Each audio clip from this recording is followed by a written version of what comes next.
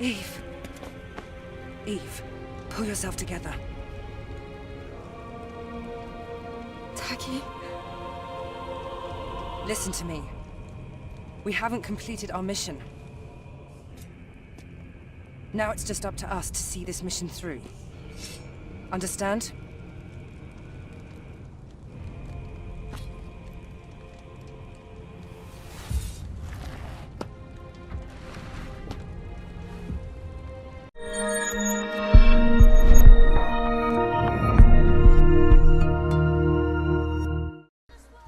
Stellar Blade, the new PS5 exclusive from developer Shift Up Corporation, almost feels like a throwback in a way.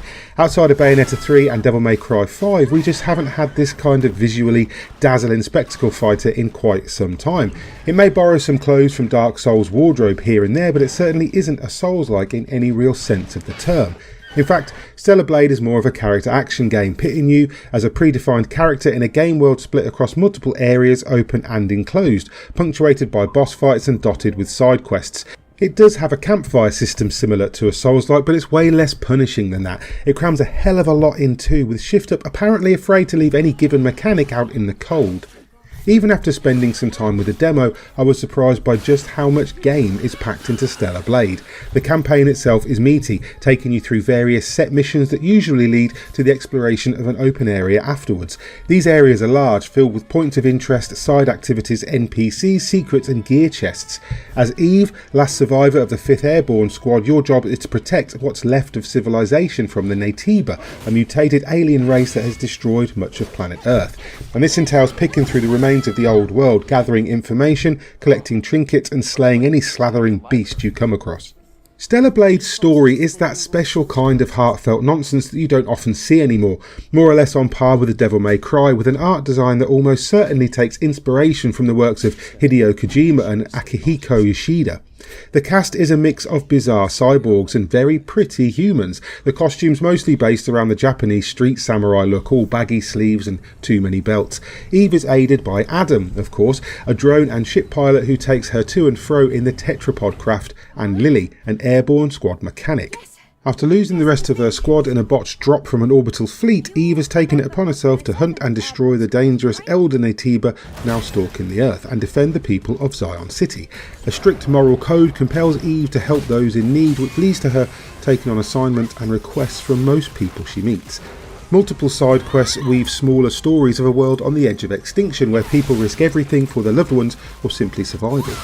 There's some genuine pathos in some of the stories, such as the plight of Cyborg Sue and his ward Enya, who you meet early in a bar in Zion.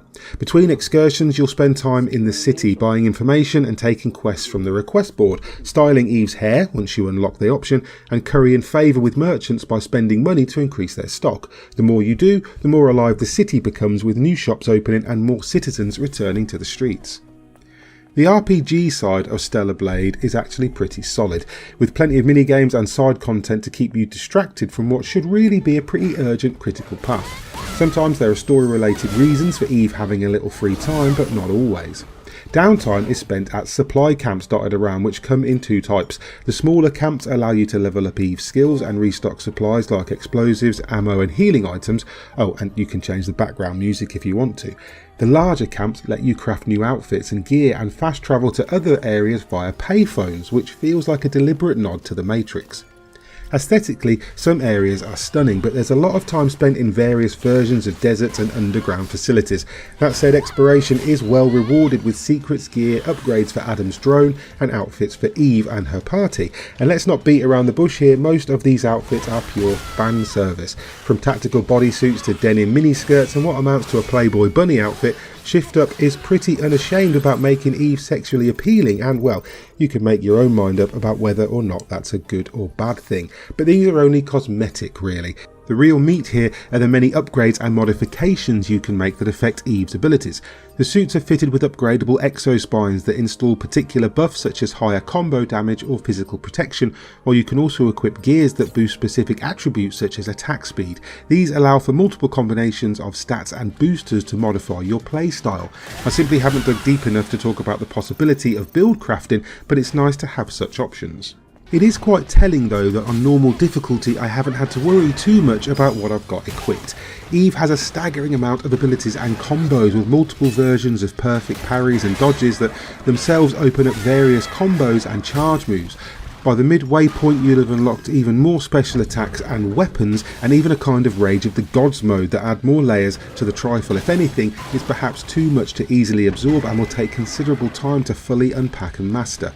Which is kind of indicative of Stellar Blade through and through.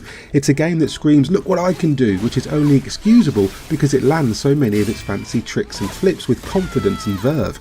Its fast-paced, slick and spectacular combat simply doesn't get boring. Its grotesque enemy designs never really get stale, despite almost all of them being some form of animal peeled in half like a banana skin lined with teeth and pus. The voice work likely won't win any awards, but it's competent and helps tell a mostly cohesive story with tons of flavour text and background lore to flesh out the world. It cribs quite heavily from Nier Automata's playbook, but that's fine by me. Perhaps it's fair to say that Stellar Blade is a little bit guilty of overloading the senses, or at least trying to, but most of what it sets out to do is in earnest, and it had to be too given that character design of Eve herself, which in a lesser game might have done more harm than good.